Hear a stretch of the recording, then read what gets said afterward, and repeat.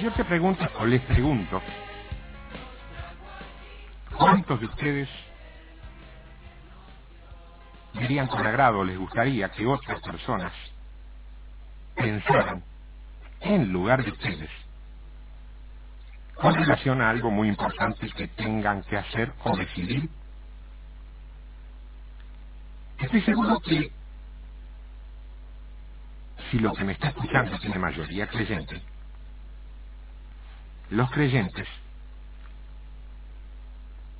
pensarían por lo menos que sería importante que alguien, y en este caso se imaginarían que el Señor pensara en su lugar y decidiera bien y perfecto, cuando no es así la forma en que decidimos nosotros. Sin embargo, la rutina secular es la contraria, es decir, alguien tiene personalidad cuando no permite que nadie piense en su lugar.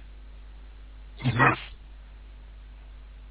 cuando se habla de la mediocridad, y hay libros dedicados a eso, se dice que uno de los factores fundamentales de la mediocridad es que en lugar de pensar, el hombre mediocre es alguien que se deja pensar.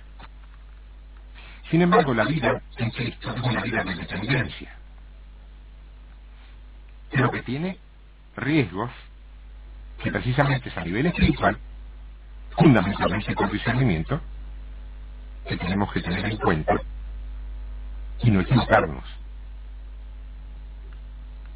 Yo hoy, en este día, voy a compartir con vos qué es lo que pasa cuando alguien piensa en su lugar y no es lo que nosotros pensábamos que es. Cuando alguien piensa en su lugar. ¿Vos sabés que la pasividad, que no tiene nada que ver con el pacifismo, aunque muchos lo confundan, es una actitud totalmente opuesta a lo que Dios requiere para poder obrar en el creyente? Dios desea que nuestras facultades estén bien despiertas y que ejerzamos nuestra libre elección para aprender a cumplir su voluntad, que es que cooperemos con su espíritu, no que durmamos aguardando a que Él lo haga todo, o a la inversa, esperar exactamente lo contrario. Salir tan rápido a ayudarlo que terminamos por estorbarlo y no permitirle su obra, que también ocurre, ¿eh? De más está decirte que la pasividad es la condición especial para que los espíritus malignos, que existen y son reales y no figuras de cartón inventadas por historietas evangélicas, los espíritus malignos puedan operar con éxito en un ser humano.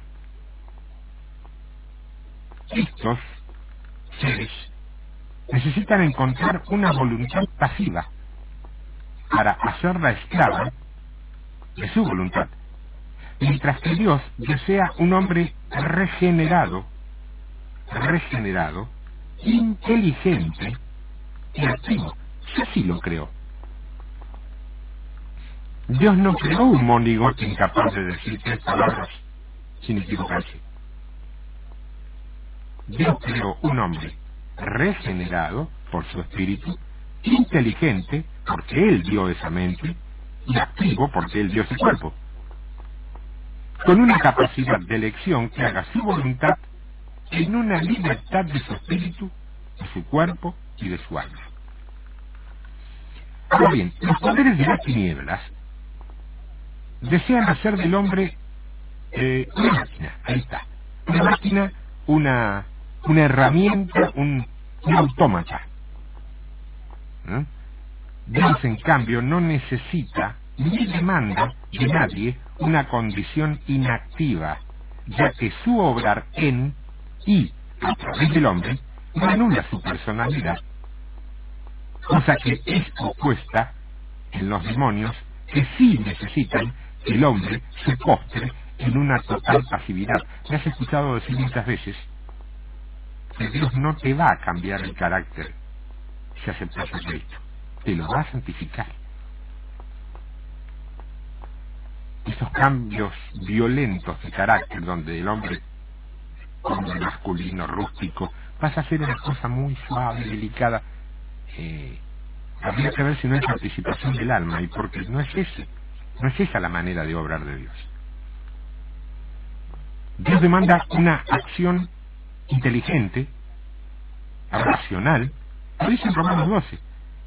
Dios requiere, sí, la nulificación de las malas acciones por parte del creyente, tanto porque son pecaminosas como porque también estorban su cooperación con el Espíritu Santo. Ahora, la pasividad no debe confundirse con la calma, o con la quietud, o con el espíritu manso del cual nos hablan las Escrituras, y que es de gran estima delante de Dios.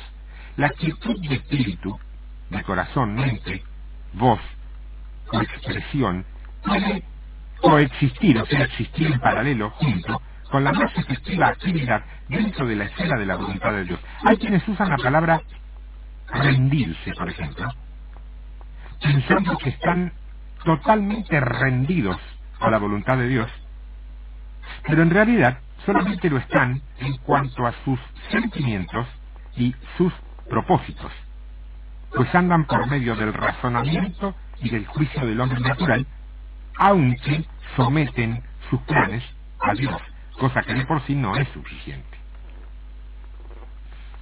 Los que están en realidad rendidos se dan a sí mismos implícitamente para obedecer y llevar a cabo a toda costa lo que Dios quiere y revela, y no lo que según ellos es la voluntad de Dios. Los creyentes que rinden su voluntad, todo lo que tienen y todo lo que son a Dios, no por eso van a anular el uso de su mente regenerada. No están abiertos a la pasividad que da ocasión de actuar a los espíritus malignos, aunque bien pueden darle lugar en otras formas. El origen de la pasividad, que da una oportunidad de acción a los espíritus de maldad, tiene su comienzo generalmente en una interpretación errónea de las Escrituras, o en algunos pensamientos o creencias erradas en cuanto a las cosas divinas. Algunas de estas falsas interpretaciones de la Escritura son las que hemos visto derruir conceptos básicos. La pasividad mental puede afectar a todo el hombre en espíritu, alma y cuerpo, principalmente cuando la persona permanece en este estado durante mucho tiempo y esta actitud se ha arraigado muy profundamente. No te olvides que uno de los recursos del control mental o del mentalismo en cualquiera de sus esencias es dejar la mente en blanco.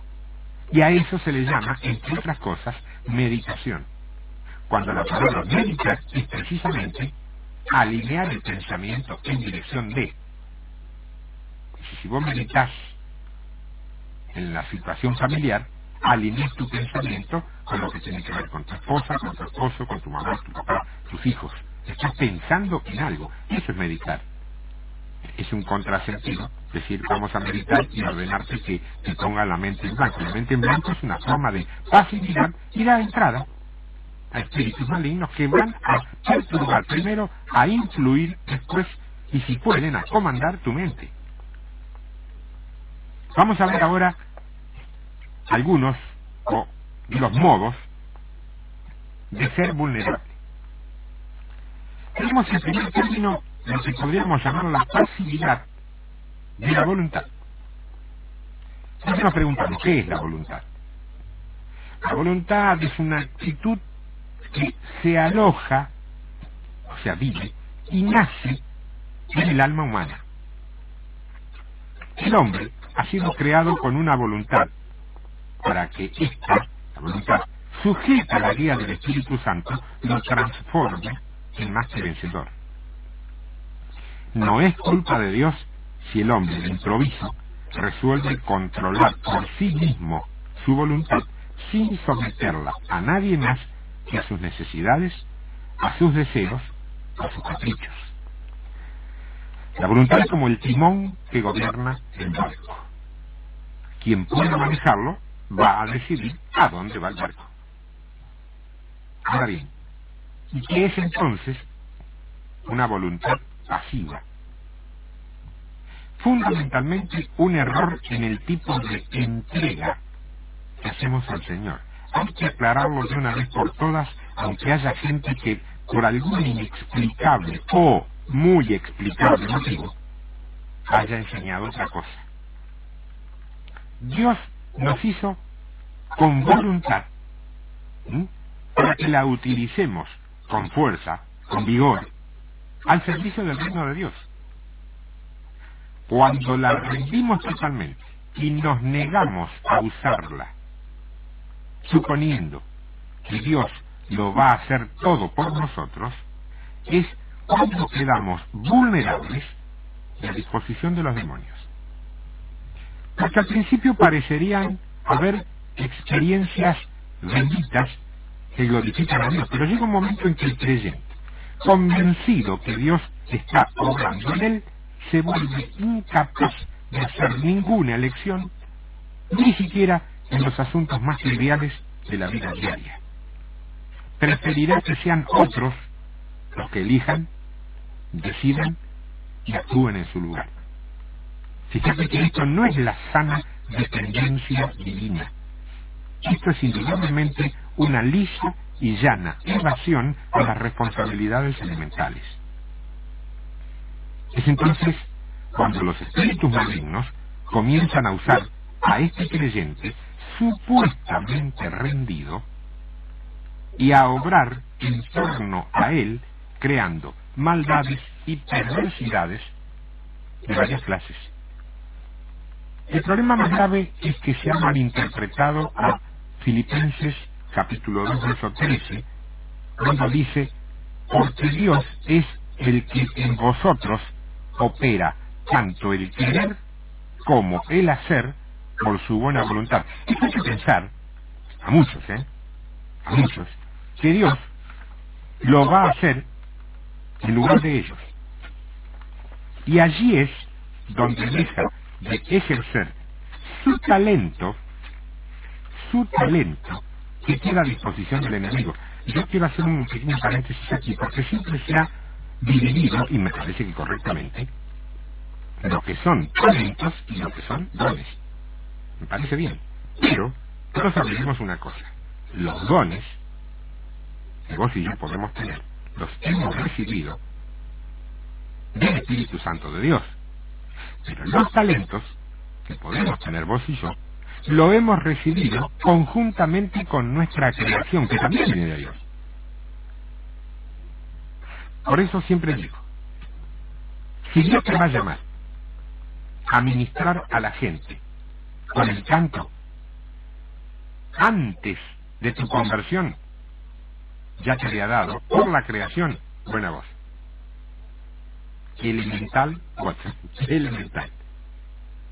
No puedo entender que haya un Dios tan incoherente que llame a alguien para ministrar con el canto y no le haya dado oído y voz, de forma tal que cuando ministra hiere.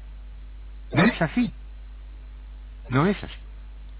Cada uno va a ser llamado a servir con los dones que les haya dado el Señor a través del Espíritu Santo, pero utilizando los talentos que ya tenía incluso antes de convertirse. Hay tanta sutileza en este engaño que a todas luces es notorio de dónde viene. Es como caminar sobre una cornisa o coquetear con el filo de una navaja. Después tenemos la pasividad de la mente.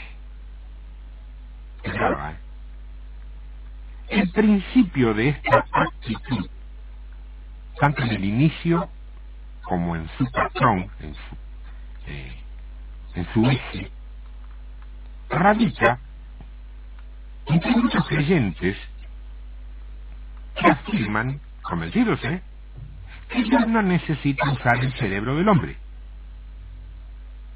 Sin embargo, la elección de Pablo, por ejemplo, por parte de Dios, que antes de su conversión era uno de los intelectuales más brillantes de su época, nos dice claramente que a Dios, entre otras cosas, también le agrada y le interesan los hombres y mujeres fundamentalmente inteligentes. Eso no quiere decir que desprecie a los otros. No nos engañemos y no vamos a fabricar esto una doctrina donde hay un cielo para profesionales y otro por allá si queda lugar para los analfabetos. No es así. Pero si vos creás algo que toma movimiento, vas a tener que ese algo tenga la mayor excelencia. Dios nos creó a todos nosotros. Lo primero que nos demanda es que creamos eso para que podamos ser salvos eternamente, y cuando vamos a trabajar para Él, lo que quiere es excelencia por parte de lo que nosotros hacemos. Y es imposible tener excelencia sin tener una dosis de inteligencia. No estoy hablando de estudios sistemáticos. Eso puede ser una ayuda, un aporte, pero de ninguna manera es la base. Nadie sale de un lugar de estudios más inteligente que lo que entró. Sale más informado, más cultivado, pero de ninguna manera más inteligente. La inteligencia es algo que ya viene desarrollado en nosotros. O nadie vio progresar y hacer dinero un empresario prácticamente analfabeto a partir de la inteligencia. Bueno, el principio de la actitud de la pasividad de la mente tiene que ver con eso. Cuanto más brillante sea un cerebro, más va a poder ser utilizado por Dios, pero siempre y cuando se someta a su verdad y a su voluntad. El problema con los cerebros brillantes es que no se someten, se vanaglorían de su cerebro y entonces llegan hasta donde llega el hombre natural. Lo que sucede es que se ha predicado, a veces irresponsablemente, que el cerebro del hombre y su funcionamiento malo es pecaminoso. Cuando esta pasividad mental traba el ejercicio normal de la memoria, la persona lo primero que hará es buscar a alguien como ayuda de memoria, hasta el punto de volverse esclavo de la opinión ajena. Hay gente que no puede dar un paso si no encuentra a alguien que le dice lo que tiene que hacer. Una cosa es buscar la dependencia del Señor, clamar en oración y recibir dirección. Pero si vos vas a poner tus decisiones en manos de cuanta persona diga que tiene una responsabilidad, un cargo, una función o un puesto por encima tuyo, vas a terminar por ser esclavo, confundido con la palabra sujeción. Siempre la imitación de las cosas de Dios por parte del enemigo vienen con un rótulo y un nombre que tiene que ver con la religión, no tenga ninguna duda. Ahora, cuando esa pasividad lo que anula es la imaginación, allí es cuando los malos espíritus que proyectan lo que se les da la gana, y no te lo crees porque lo tomas como visiones sobrenaturales. En una pasividad mental total, la gente prácticamente no puede ser usada. No te enojes por esto. Mira el resultado de lo que tenés alrededor. Antes de comenzar esto estábamos charlando y hablábamos de que si la Biblia dice que el Evangelio no es vana palabrería, sino poder de Dios, para que nosotros sepamos dónde estamos parados, fíjate a tu alrededor cuánto hay de lo uno y cuánto hay de lo otro y te vas a saltar clarito. Y es bíblico, no se me ocurrió a mí por ser piedra de tropiezo. Hay alguno que dice que es piedra de tropiezo. ¿No? Puede ser, depende para qué. Lo que es enemigo de mi papá es mi enemigo. Ahora, la persona en una situación así no puede pensar y se siente como si su mente estuviera ceñida, apretada por una banda de hierro, o como si tuviera un gran peso o presión y también opresión sobre su cabeza. Entonces tenemos la posibilidad del juicio o de la razón. Esto significa que el hombre, en estas condiciones, ha cerrado la mente a todos los argumentos y razonamientos que le ayudan a llegar a ciertas conclusiones. Todo el esfuerzo que se haga para exponerle la verdad a la luz es considerado por él como un impedimento o interferencia, y la persona que intenta ayudarla es calificada de ignorante o intrometida. Cuando el creyente ha alcanzado este extremo, llega a un estado de invasión por los malos espíritus y se siente infalible en los juicios que hace. O mejor dicho, que los espíritus hacen por medio de él. Muchos de estos creyentes desequilibrados son los que el mundo suele llamar fanáticos o chiflados. Y podemos afirmar con todo dolor, porque conlleva dolor tener que reconocer esto, que al mismo estado de programación mental que los malos espíritus han hecho en sus vidas, ellos dan más que sobrados motivos para que se los vea así.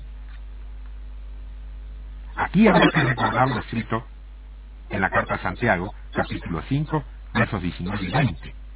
Hermanos, si alguno de entre vosotros se ha extraviado de la verdad y a alguien le hace volver, sepa que el que haga volver al pecador del error de su camino salvará de muerte un alma y cubrirá una multitud de pecados.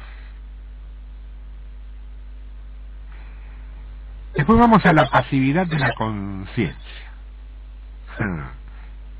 Mira, cuando el creyente toma ciertas palabras que le han llegado o le han sido presentadas en forma, digamos, sobrenatural, como si fuera la voluntad de Dios, yo hago hincapié y énfasis en lo sobrenatural y no digo del espíritu, porque quiero que tengan en cuenta lo que tenemos que tener en cuenta todos los creyentes. Con algo sobrenatural no nos alcanza, mi hermanita, porque el diablo también trabaja en lo sobrenatural. Nosotros decimos, me habló el espíritu, bárbaro, pero como al hablar no ponemos ni mayúsculas ni minúsculas, yo pregunto, ¿qué espíritu te habló? No me cabe ninguna duda que te habló el espíritu, pero ¿cuál? ¿El de mayúscula o el de minúscula?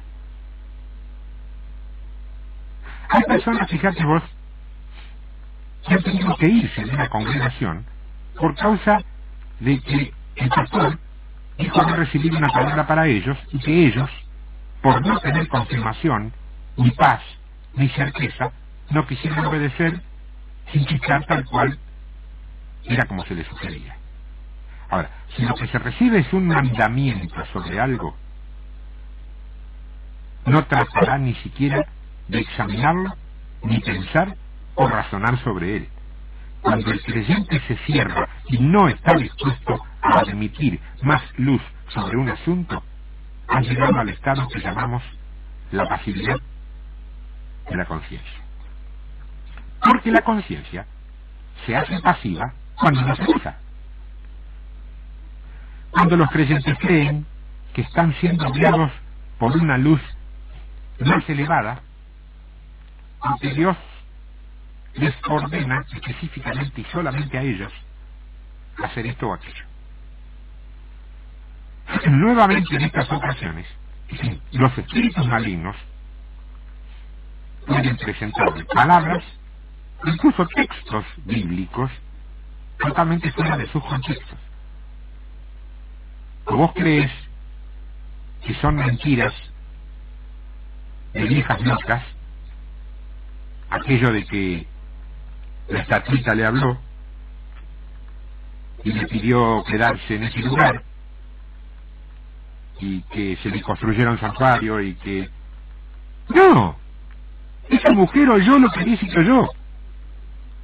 Y quizás hasta vio lo que dice que vio. No lo tomes en serio como te toman a vos cuando hablas del Espíritu Santo, del Señor y de todo lo demás. Estás cometiendo el mismo error. Es muy probable que ella haya escuchado lo que dice haber escuchado y visto lo que dice haber visto. El tema es de dónde procede lo que oyó y vio.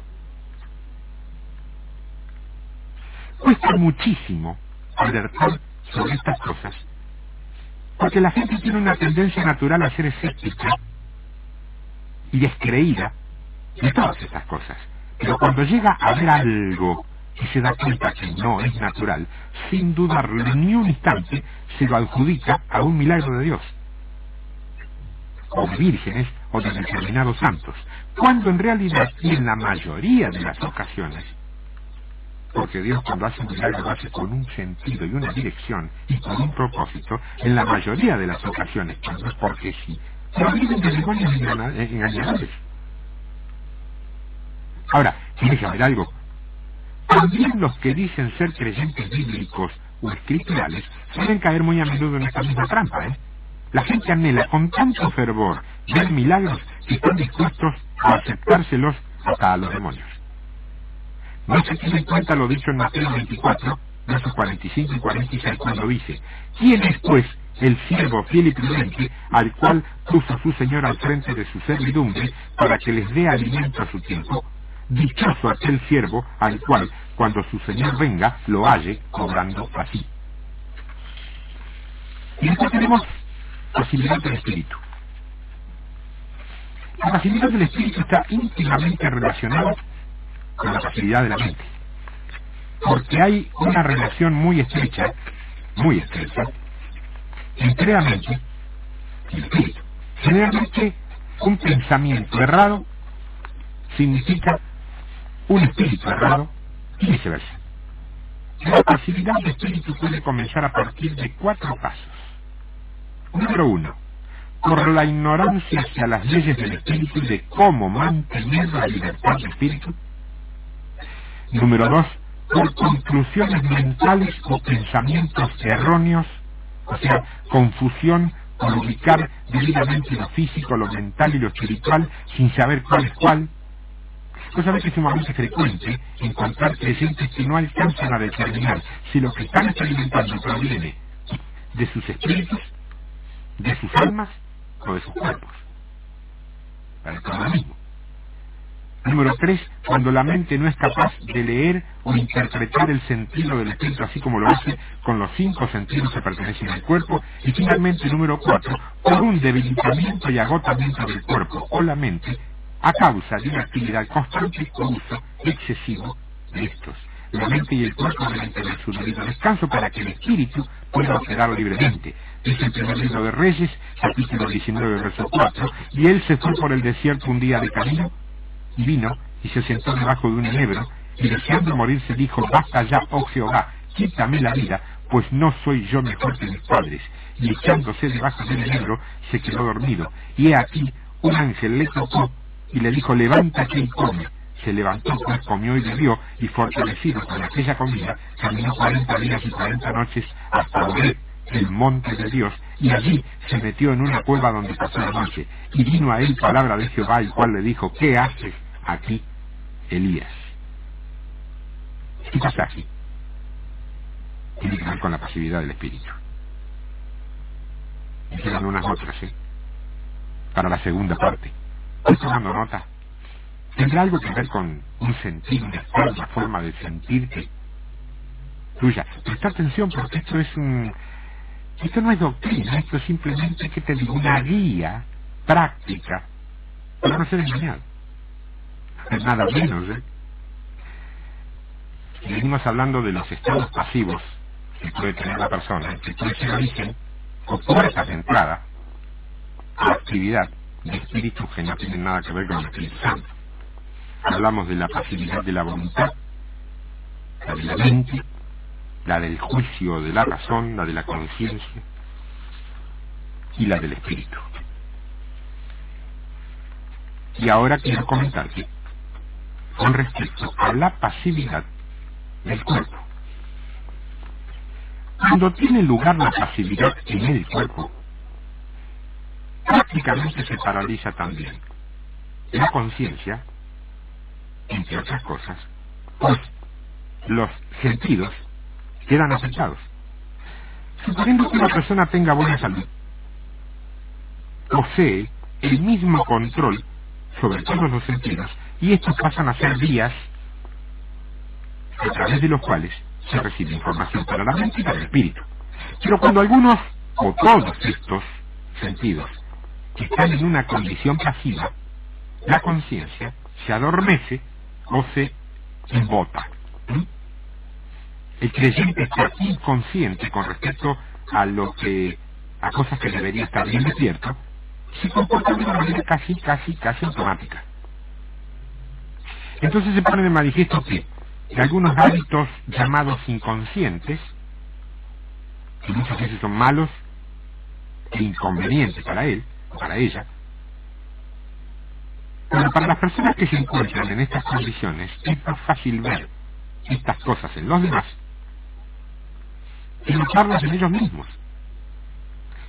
Mientras que por otra parte pueden tener una conciencia súper desarrollada hacia las cosas externas que se relacionan con su propia personalidad.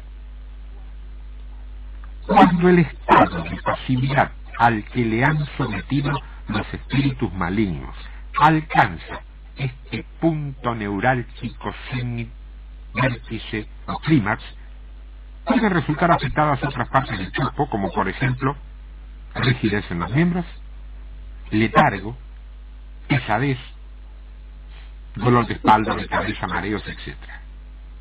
Los ojos pierden brillo,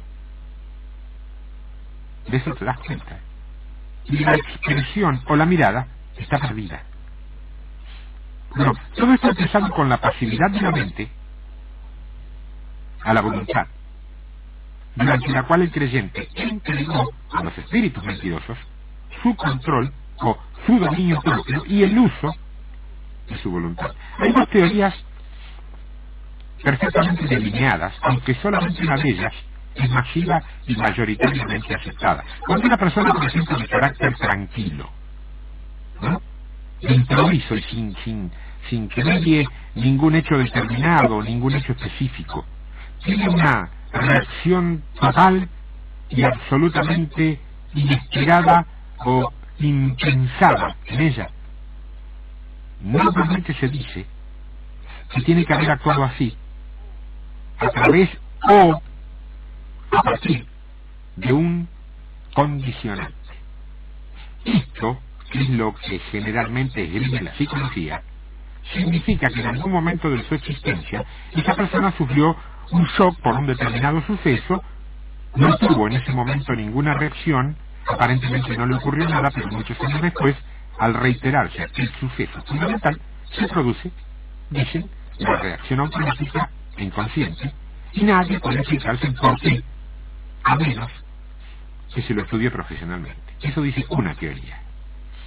La otra es mucho más simple, y quizá por ese motivo a lo mejor no cuenta con la adhesión de todos los sectores intelectuales que conforman la sociedad y naturalmente también la Iglesia.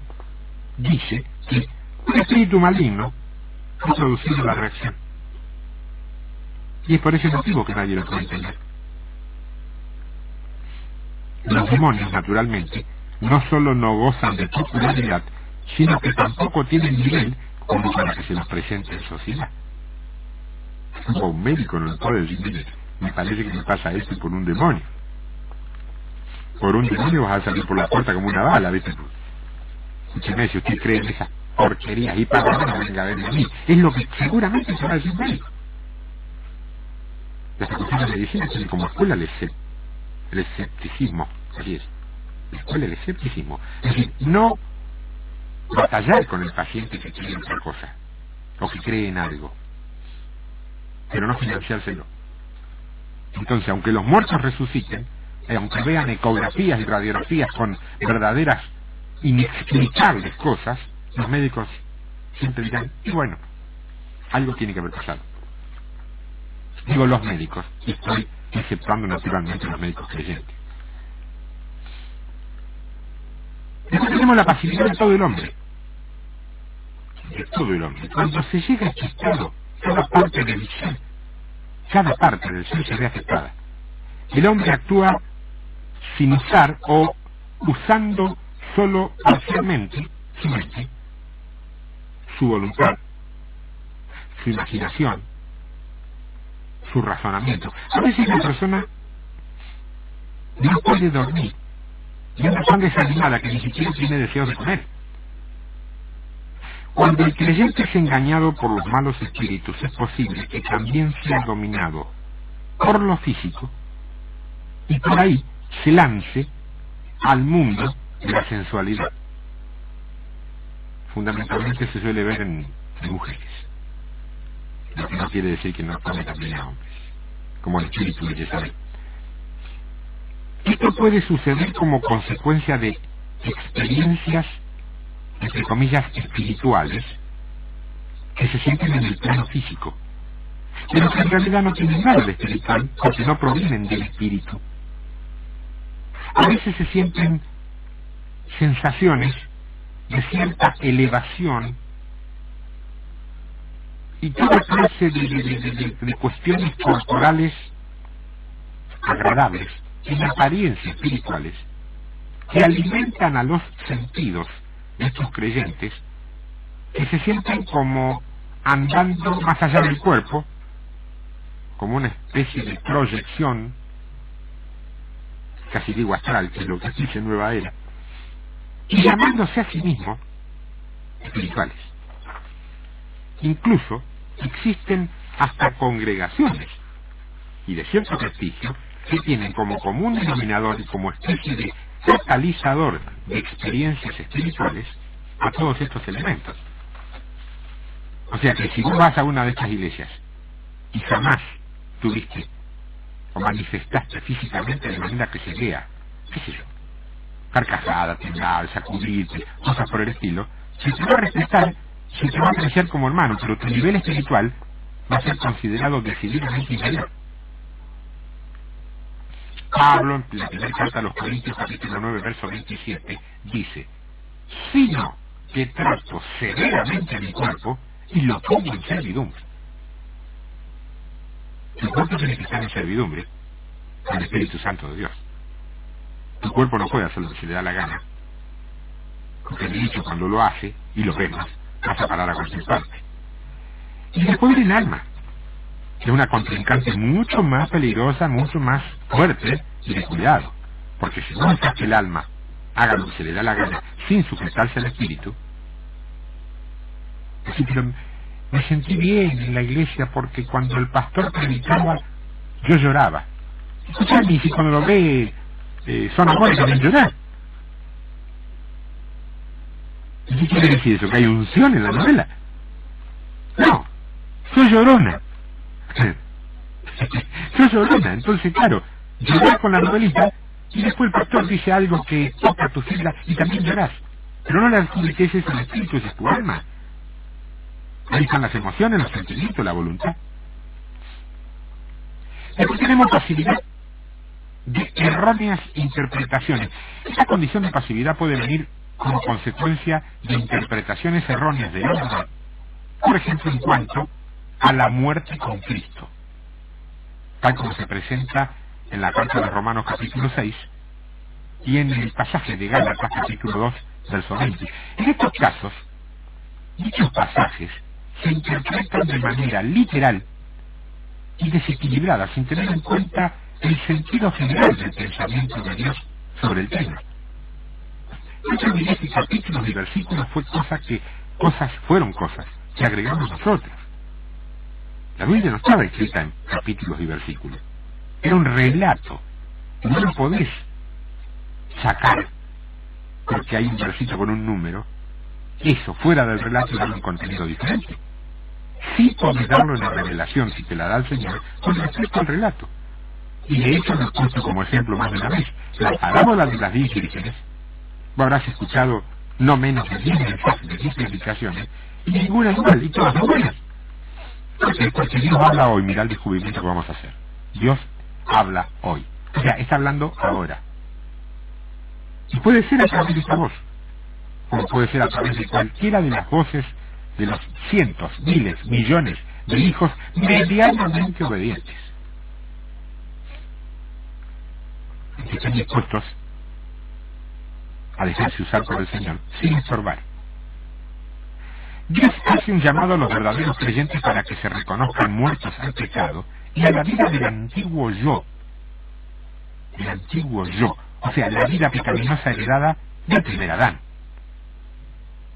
Ahora bien, esto no quiere decir que la personalidad humana tenga que morir, puesto que el mismísimo Pablo, en Gálatas capítulo 2, verso 20, dice: y lo que ahora vivo en la carne, o sea que aún después de convertido hay una retención del yo personal, del ser, de la voluntad y de la personalidad, los cuales van a tener que estar bajo el dominio del Espíritu Santo de Dios y bajo el control del dominio propio, que es a su vez uno de los frutos del Espíritu Santo.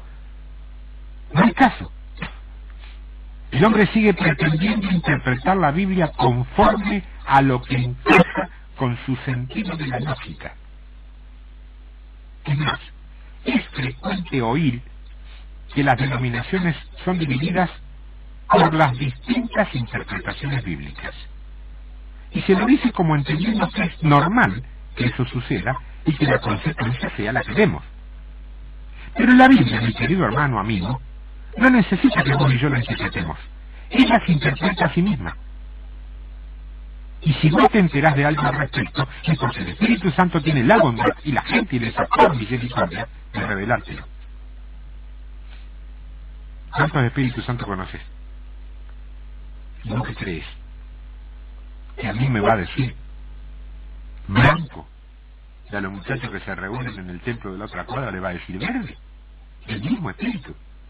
¿Realmente pensamos eso? ¿O aceptamos eso? Después tenemos la pasividad causada por la aceptación del sufrimiento. Oh, esta es clásica. En este caso el creyente consciente de consentir, y aceptar sufrir con Cristo. Ahí está. Siguiendo lo que llama la senda de la cruz. Y para lograrlo, se entrega en forma pasiva a cualquier forma de sufrimiento que le presenten los espíritus malignos, creyendo que ese sufrimiento viene de Dios. Tremendo. ¿Sabes que hay gente que le encanta hablar de lo que sufre? Cree que está haciendo teología. En realidad es una teología del sufrimiento, pero no es lo que Dios dijo. Hay gente que dice: es muy normal, mi enfermedad, porque si no es tuya, esa enfermedad. Si llegó la tenés, estás padeciendo, ¿de acuerdo? Combatila, peleala, luchala con los médicos, y vos crees también en las regiones celestes con oración y todo lo que sea necesario. Pero no es tu enfermedad, no la hagas tuya.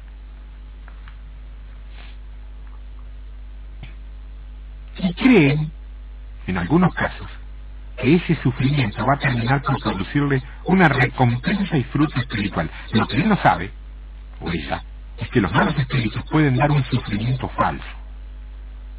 Y que al aceptarlo por parte de ellos, creyendo que viene de la mano de Dios, les abrís las puertas para que sigan actuando.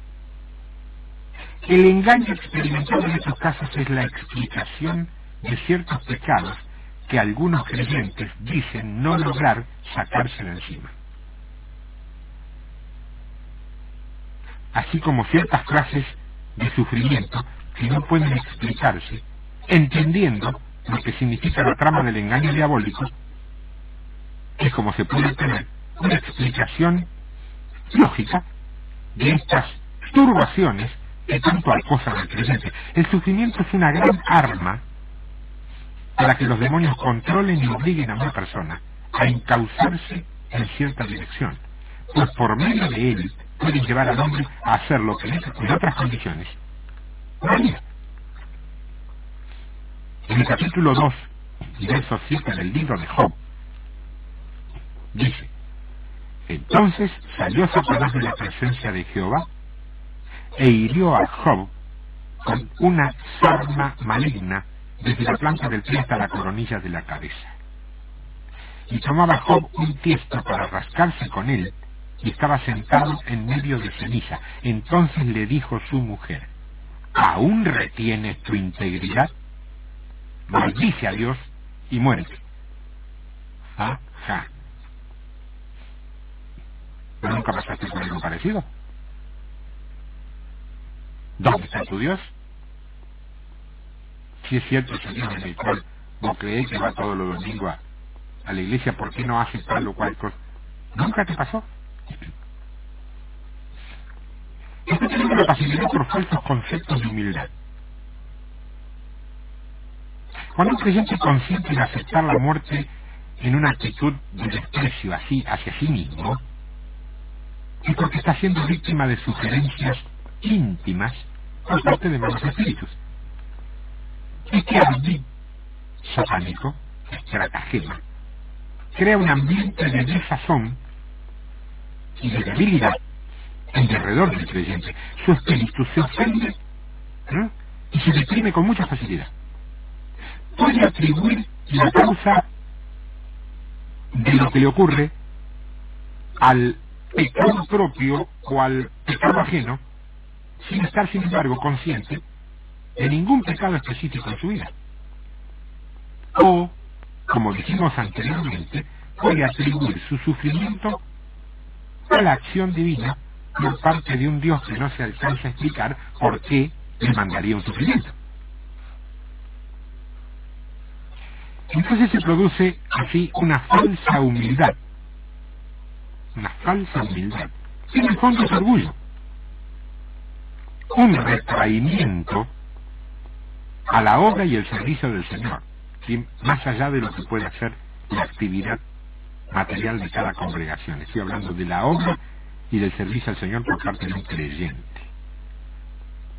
Hace un esfuerzo antinatural para eliminar el yo de las conversaciones y de las acciones, lo cual lo hace aún más notorio.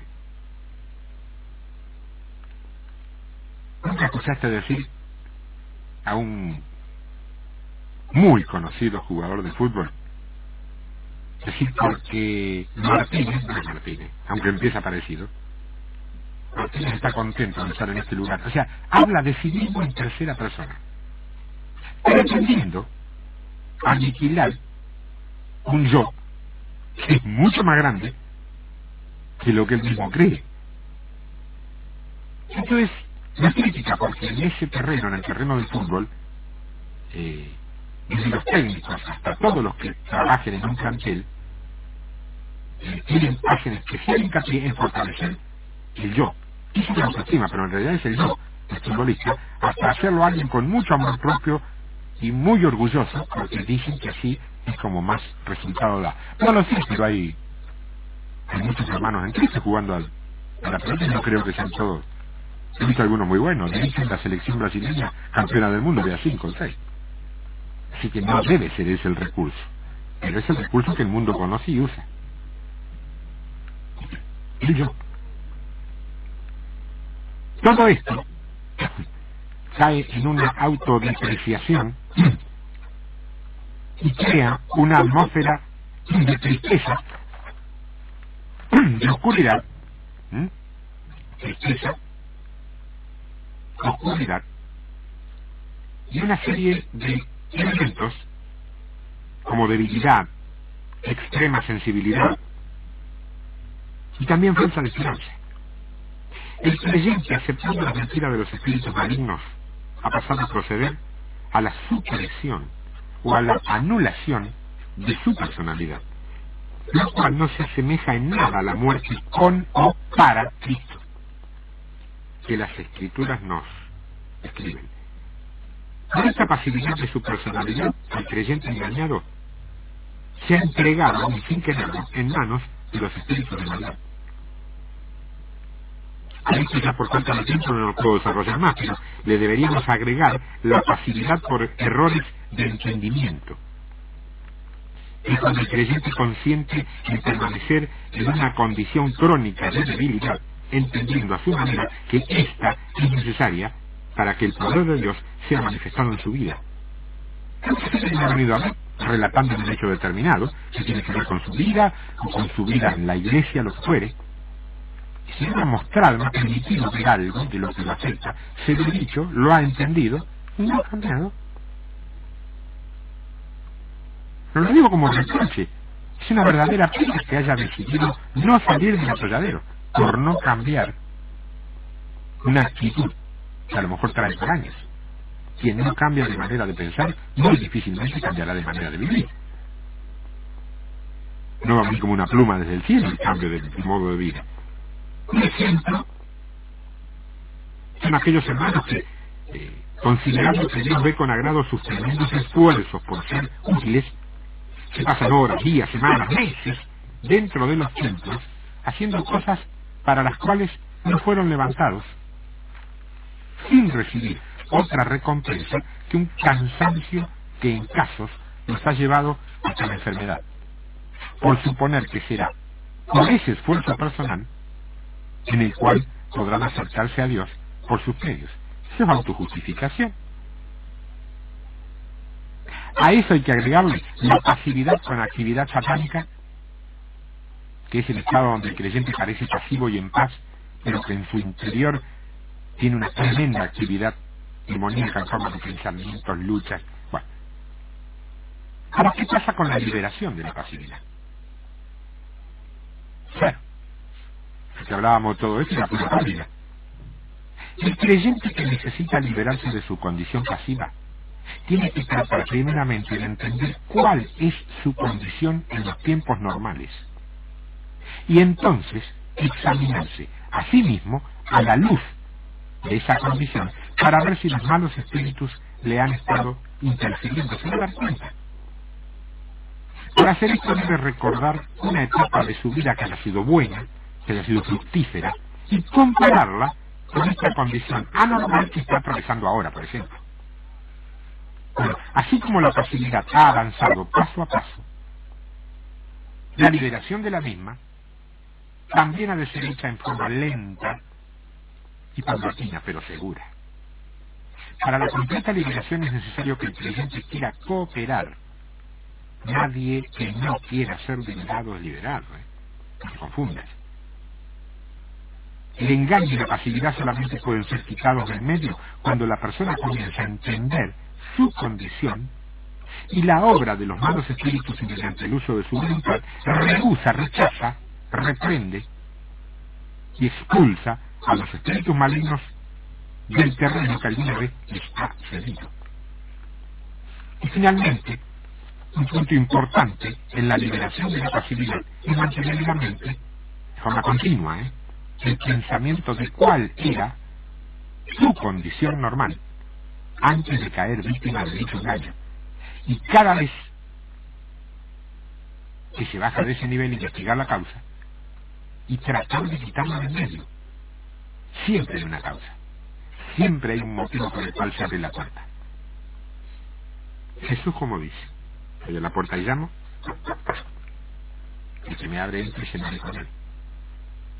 Jesús, Espíritu, Cristo, Dios. Escúchame, en el mundo espiritual se golpea la puerta todos los días y no siempre Jesús, la abrís, la tenés que abrir en su momento. Cuando sepas que es Jesús, no podés abrir la puerta a cualquiera, como en tu casa. ¿Cómo estamos pasando en nuestra sociedad hoy? Si vos le abrís la puerta de tu casa a cualquiera, ¿qué puede pasar? ¿Y cuánto vos se lo abrís a alguien, siervo de Dios, que viene con una palabra que cambia tu vida, te da bendición y te da vuelta para arriba todo? La familia, la vida, la casa, la prosperidad, tu trabajo, todo, bárbaro. Uno. Pero si te equivocas y le abrís la puerta a esos muchachos que dicen ser empleados de una repartición pública, que están trabajando no sé qué cosa, y resulta que les les valija en la casa, ¿a quién le va a echar la culpa? ¿A los ladrones o a vos que abriste la puerta? ¿Entendés lo que te digo? Cualquier facultad o parte del ser que se haya rendido a la pasividad y que por lo tanto esté fuera de uso, tiene que ser recuperada para un ejercicio activo de la voluntad y traída bajo su control. El terreno cedido anteriormente a los malos espíritus tiene que ser recuperado y ha de resistirse en forma persistente al diablo y sus huestes. recordando que ellos van a luchar por volver a recobrar lo perdido. Acordate las palabras del Evangelio de Juan, capítulo 4, verso 4. Esta es básica. Juan 4:4 es el lema, el punto, la base, el botón de arranque del motor de tu vida. Porque mayor es el que está en vosotros que el que está en el mundo. ¿Podés creer en esa verdad? Ahora bien, hasta aquí lo que tenía para compartir con vos. Voy a usar los 3 minutos que me quedan para llegar a un acuerdo con vos. Esto fue simplemente información para tu vida. Esto no es como que hoy te lo puso el Señor en tu oído para que puedas salir de lo que te trulla, de pronto de lo que te atormenta. ¿Y qué vas a hacer? Así que bueno, gloria a Dios, qué lindo mensaje, qué bárbaro, lo quiero grabar, denme que hacer. ¿Eso vas a hacer? O vas a decir, no, tengo que cambiar. Tengo que moverme en la dirección que escuché, porque esta es la dirección de la salida. No le interesa a Dios cuánto estás sufriendo hoy. Lo que le interesa a Dios es que vos sepas que tenés las armas para salir de eso y llegar a lo que es su promesa. Y su promesa no es sufrimiento. Dice que por ahí podés tener tribulaciones, o vas a tener tribulaciones. Es cierto, pero el fundamento de la promesa no es el sufrimiento, es la victoria. ¿Y si no, por qué vamos a estar acá? ¿No crees que tendría muchos seguidores un evangelio donde solo se pudiera sufrir, llorar, lamentarse y quejarse un día por allá, disfrutar de un cielo que ni siquiera nadie tiene la menor idea cómo es, salvo los que han visitado en visión? El evangelio es mucho más. No es vano palabrerío, es poder de Dios. ¿Buscas el poder de Dios? ¿O te enriqueces solamente en la vana palabrería? Por ahí andan las bases, ¿Estás en paz? Amén. ¿Sos pasivo? No, ni por asomo. ¿Pacífica? Sí. Sí, pacífica sí, pero pasiva no. La única forma de tolerar un creyente pasivo es un creyente jubilado, porque recibe ese nombre, pero no pasivo de adentro. ¿Qué dice la Biblia? Ten cuidado que el diablo te va a pegar. No, la Biblia dice no des lugar. Yo no puedo hacer otra cosa que repetir lo mismo, no des lugar. Messi, no des lugar. No des lugar. Bueno, ese es el punto. ¿Tendrás algo para decir? ¿Tendrás algo para pensar durante la semana? ¿Quieres ponerlo por escrito en un correo electrónico? Mándalo a tientodevictoria@hotmail.com. Te amo, Y no me cabe ninguna duda que esto de hoy, Dios lo puso en mi corazón, para vos. Sabrás utilizarlo para gloria y honra de su nombre, aunque yo no me entere. A varios me gustaría entenderme para glorificar juntos, pero no importa, no es así. Guardalo si querés, pero glorifica y honra su nombre, porque él usó hoy una voz para bendecir, desestructurar y cambiar definitivamente tu vida. Dios te bendiga.